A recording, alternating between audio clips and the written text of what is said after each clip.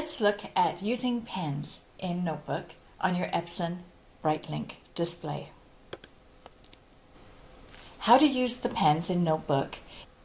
In this presentation, you will find a number of videos that you can click on and watch video support. This particular video is from the EPSON site, so I will leave that for you to click on in your own time, but it gives you a good picture of what the EPSON pens look like. How to use pens on the board is pretty easy. Whether you are using your finger or the pen, you just need to remember to press the pen's button at the top of your notebook file in order to identify to the board that you are using a pen.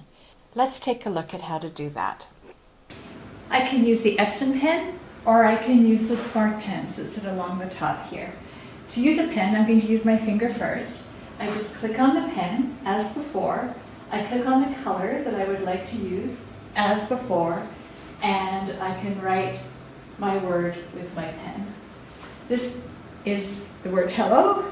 If I would like to take that word and move it somewhere else, I can just go to my little arrow, click on the object, and then I can just drag it anywhere else on the screen where I want to drag it.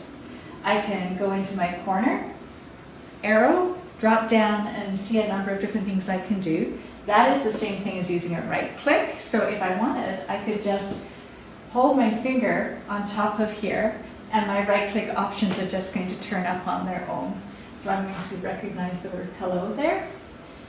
If I wanted to make the word bigger, I would just take the arrow in the button in the corner here, and I can make it bigger, or I can make it smaller, or I can rotate it.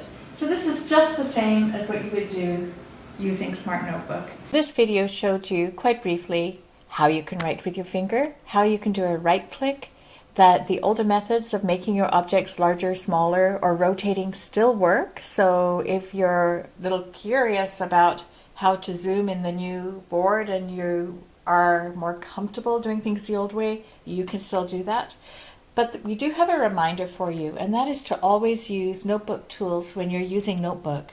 Don't be tempted to use the PC-free annotation overlay when you're in Notebook, and if that itself makes no sense to you right now, you'll probably get a better sense of it later in this video. But the easy rule to remember is when in Notebook, use the language of Notebook for everything that you do. Use those Notebook buttons, use those Notebook tools, and then you will stay safe within that little environment on your EPSON interactive display.